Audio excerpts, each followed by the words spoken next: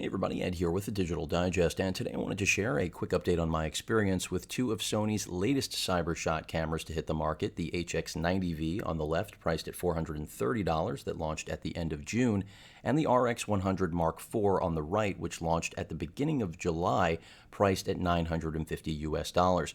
Now, Sony does not intend for the majority of consumers to purchase both of these cameras. In fact, they're intended for completely different segments. The RX line targeted at professionals, or at least people with professional expectations when it comes to quality and control, whereas the HX90V really fits into the traditional CyberShot family, which is all about point and shoot, keeping it in auto, keeping things simple, but not compromising when it comes to features and overall performance. What I think is great about these two cameras is that you could literally take these two on whatever your trip may be, vacation, whatever it is, and you have two great travel companions that really do round out what often would equate to an entire system. Now, of course, compromises must be made. We are working with point-and-shoot cameras, fixed lens on each of them, but I have to say, when brought together, when traveling together, they do really offer you the best of both worlds. And that's because with the they're both new, of course, HX90V, a camera that Sony skipped last year on updating from the original, not original, but the HX50V that I reviewed 2 years ago. They've slimmed down this mega zoom in a compact form factor. They've made the body even smaller, so at around 8 ounces, you're getting a 30 times Zeiss piece of glass built into this camera, which is relatively amazing. You do still have an OLED viewfinder, which isn't best in class like the one found on the RX100 IV that I'm going to power up in a second, but you do have a 25 to 750 millimeter reach. That is a 35 millimeter equivalency. Yes, this isn't a prime or incredibly fast piece of glass, but when you think about the range of this lens in such a compact body, it is relatively amazing. And the zoom speed is very fast. That's another thing they have improved on. 10 frames per second continuous shooting, XAVCS video at 1080p 60p, so you do get high quality video out of this. The OLED viewfinder, you can see right there, does provide the ability to frame shots out in bright sunlight, or those of you that require reading glasses don't have to worry about shooting blind anymore, because you do have the ability to use a viewfinder, something that really isn't found on most cameras in this class, let alone quality price point. So that's huge, critical. I mean, if you're talking about having a super zoom with you on vacation so that you don't have to worry about bringing that giant lens that it would traditionally require to cover such a range, the HX90V takes care of that. Then on top of it, it also has GPS on board, so you've got geotagging, of course, Wi-Fi, NFC, all the things that you've come to expect from modern cameras now for many years, but especially from Sony. It also has a fully 180-degree tilting display, so if you're interested in selfies or just getting low-angle shots without having to break your neck or back, you are able to do so, something that the previous generation HX50 and 60V were not capable of. So overall, a very solid value in a smaller footprint with many enhancements that make this all-in-one really, I think, a must-have for many consumers, if not much of the market out there. Certainly far superior to just relying on your smartphone sensor. Granted, the sensor that's under the hood here is not that large, which means that pixel peeping, blowing images up is not this camera's specialty, but that's where you defer to the RX100 line. Now, you don't have to have the Mark IV, but the Mark IV does make a great complement in this scenario, because it does bring the 4K video that you do not have here with the HX90V. I wish you did, but at $950, you're getting an all-metal construction, slightly thicker body, definitely heavier because of that metal construction. As I mentioned before, UHD or 4K video capture. It is limited to 5 minutes, whereas the 1080p on both of these is limited to a little under 30 minutes. I think that's predominantly to do with heat constraints, restraints. We don't want the camera melting, the heatsink in there. You do have an OLED viewfinder. Both of these have very similar design. You may have noticed almost identical in terms of what Sony is doing these days with their CyberShot pocketable cameras, and that's a good thing, because The RX100 Mark III design was one of the best they'd ever offered, and not only does it live on here in the Mark IV, but also even in the HX90V. Also, you're going to have familiarity across both of these cameras, no learning curve really.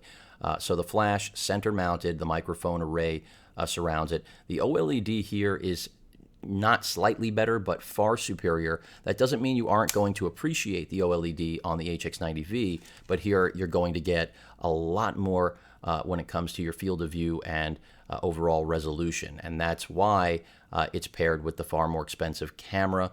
This also, beyond the 4K video, is capable of 960 frames per second video as well in 1080p, so if you want some high-speed video capability, you have it here with that DRAM stack design that Sony has incorporated. I can't actually give you a good look at how the EVF performs, but I can tell you this is the best integrated EVF I have ever seen. And I'm not trying to be cute. That's both figuratively and literally. Let me go ahead and close that up. So if you need reading glasses, again, you're accommodated fully. Wi-Fi, NFC, also on board this camera. You also get that 180-degree tilt. Not quite as smooth as the one on the HX90V, and that's because the actual assembly is a little bit different. Again, it has to do with the way the hinge is actually built onto the camera, because this has a broader range, it seems to me. Also, the layout slightly different, even though the buttons are pretty much identical, and that's why I keep saying they make a great team. The RX100 Mark IV is in a different class. Both have Carl Zeiss glass, but this is a 24 to 70 millimeter 35 mil equivalent in terms of range. Also a much brighter piece of glass, f1.8 to 2.8. So this is not only differentiating itself with the 4K video, the 960 frames per second capture, the 1-inch sensor, which is going to give you almost digital SLR-like results, very close. It's getting extraordinarily close. That's what the RX100 originally was all about. But then in addition to that, you get the build quality, the higher quality EVF. I mean, everything that you're basically missing from this camera, you have here.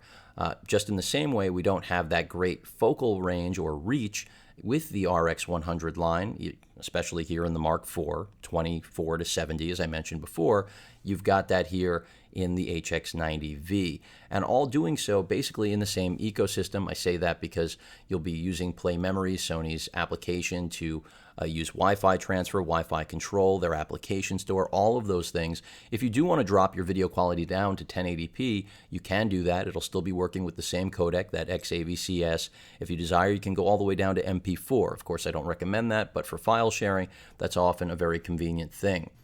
And just to give you a side-by-side on the back of the camera, so you can see again the control layout, very similar. The menus also very similar. That's really the key here, is that not only are you getting cameras that complement each other extraordinarily well, but you're doing so without having to learn a different system or get used to quirks from another manufacturer. And this is really something that Sony has gotten better at doing, intentionally or unintentionally, which I think in this case it is unintentional. You know, originally I didn't have any, or I didn't see a need to have these work together for me. But when you think about wanting to travel light, not wanting to bring a full system with you if your days are over of taking your interchangeable lens system, even if it's mirrorless, which we know how great Sony, as well as other manufacturers, how far they've come in the mirrorless interchangeable world in terms of making things lighter without compromising or sacrificing quality.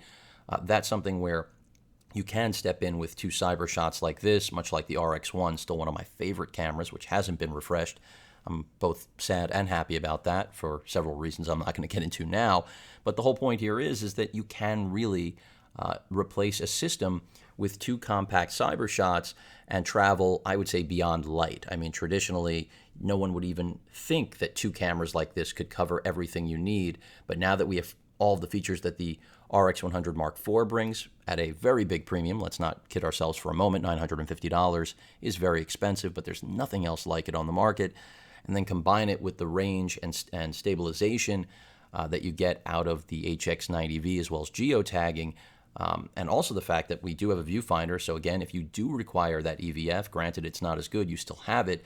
This is really the best combination of compact, high-quality cameras that I've ever seen in my life. And the fact that, you know, it can replace a system, not for everyone. I'm going to be very clear about that. It's not going to replace a system for every consumer. You know, pros are still going to need their pro gear, But for consumers who just want great quality and small form factor, Sony has created two gems. And the difference between them really does, at the end of the day, I think, differentiate them enough that the overlap is minimal, and it's more about complementing one another than the overlap. And that's why I see them as being such great companions, because you've got your mega zoom and you've got your digital SLR substitute. I think this is a great B cam. It can certainly be a great primary camera for anyone who wants DSLR-like results without stepping into an interchangeable world. And that's what the RX100 has always been about. The HX, on the other hand, has always been about uncompromising zoom in a small form factor, and that's what Sony has taken to the next level here with the brand new HX90V. So both great cameras. Yes, it does get pricey. You're looking at spending, almost $1,500 between the pair, but when you think about what you'd have to traditionally carry in order to accommodate the sort of capabilities that we have here, the 4K video and the 960 frames per second, the 1-inch sensor and the fast as ice glass, and then that giant lens built into this incredibly small, even smaller than RX100 Mark IV body, it's just not feasible. It's not something that we can find from any other manufacturer at any other price, and that's what makes this so unique. And the fact that at the end of the day, you're dealing with the same software, the same codecs, that's just obviously beneficial to every consumer, because that's less work, less learning curve that you're going to have to experience, especially if you're new to Sony. But if you're not new to Sony, you're going to already be comfortable right out of the box. But it's just a good thing. It's reassuring to know that you have similar experiences coming from both, and you know what to expect. There are no surprises. Of course, there are a lot of other features I could be going over in the course of today's video, but I felt it was important because this is a unique element that I think even Sony doesn't market properly. Not that so many consumers are looking to replace an entire system with two cyber shots, but the fact that you actually can is incredibly impressive. So between the smaller sensor and that 5-axis stabilization and up to 750 mil optical reach without going to clear image or digital that you get here in this 8-ounce camera, which is really pocketable, and then the slightly bulkier metallic build of the RX100, which is going to give you results that traditionally you would require a much larger camera with a much larger lens because of the speed of this lens. And then finally, 4K video. The high-speed recording is kind of, I'm not going to call it a gimmick, but certainly not something I require. The 4K video was something I expected by now here in 2015. You really do have the best of both worlds in a form factor that, again, was unimaginable, I would say even now, because there is not another combo like this on the market. I cannot show you two other cameras that could fit in one bag together and take up really less than a pound or a little over roughly, and you can hand to anybody, leave in auto, and get amazing results from both on the video and still side. So a lot to like about both of these. I think they make incredible travel companions, which traditionally wouldn't be the case since they both are so close in form, and of course not in pricing, but in form and look, and yet at the end of the day produce very different results because of the difference in sensor, lens, and of course video capability. But I like them both. I don't think you can go wrong with either of these. And again, even though they're designed for different customers, consumers, I think that there are many of you out there like me that would be very happy to travel with just these two, leave your larger equipment at home, even though I am really excited about the A7R Mark II, and rest assured that'll be on the table as soon as I can get it. A pair like this does make you wonder whether or not you do really need anything else, depending on what type of printing you're actually doing, pixel peeping, etc. Of course, the RX10 Mark II, another great travel companion with this camera. In fact, many would argue the perfect one, but not everyone needs another camera that shoots 4K video, and quite frankly, 4K is still a hard sale, even though in my opinion it really shouldn't be. That has a lot to do with pricing, but that's going to change over the course of this year, as will the prices of both of these cameras. We know they are going to go down in price, not up. So very full-featured, rich-featured cameras that basically can do everything you could possibly want without having to break your back, wrist, etc. And again, as I mentioned, can be handed to just about anyone without having to worry that they need to have a knowledge of photography in order to achieve great results in either still or video. So I like them both a lot. I think that's very clear, and I do recommend both of these if you're looking to travel light in the cyber shot world. Or in general, just ditch your system and be able to carry two cameras that can do everything you could want. If only the HX90V had 4K video. Hopefully that's something we'll see in the next revision, even if it means tacking on some extra cash. I think most of you, especially myself included, would be right there willing to give Sony the money, even if it was still limited to 5 minutes. Of course, since I do feel this is a great concert camera, unlike the RX, because it's really not a great concert camera unless your seats are incredible, that would make the 5 minutes limiting, but then again, you really shouldn't be recording a whole concert. There are copyright issues. I'm not even going to touch on that. But two great cameras from right now, what in my opinion is the best DI company in the world. Wish they would have sent me review units on these. It's getting a little bit expensive, but it shows you, it's just a testament to how great their DI business is right now. In fact, it's the only arm of Sony that is still making money. Any questions or comments, please feel free to post them. And of course, as usual, please feel free to subscribe. Later.